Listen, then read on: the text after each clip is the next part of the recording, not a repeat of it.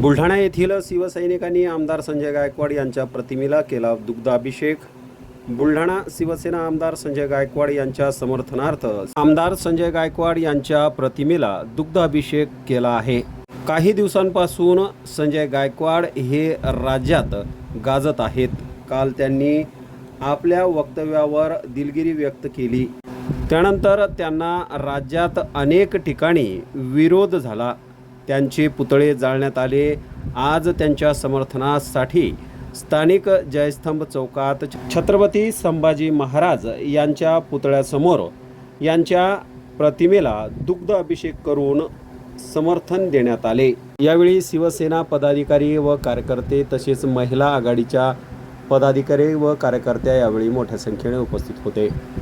आज माननीय आमदार धर्मवीर संजूभाऊ गायकवाड काही लोकांनी माननीय आमदार साहेबांवरती संजूभाऊंवरती जो गलिच्छ शब्दांचा वापर केला त्याबद्दल आम्ही त्यांचा निषेध करतो।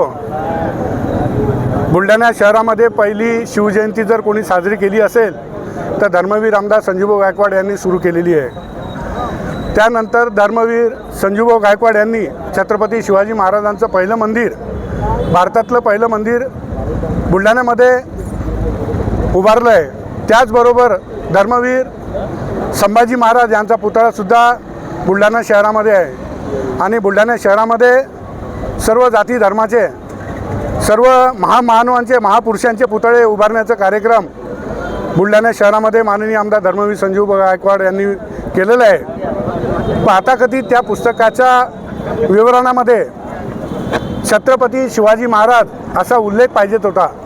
एकेरी शब्दाचा उपयोग करून त्या नालायक माणसांनी छत्रपती शिवाजी महाराजांचा अपमान केलेला आहे। धर्मवीर आमदार संजूभाऊंनी एवढंच म्हटलेलं आहे की एकेरी शब्दामध्ये माझ्या महाराजांचा उच्चार करू नको, तिच्यामध्ये छत्रपती शिवाजी महाराज असा त्याचा उच्चार कर।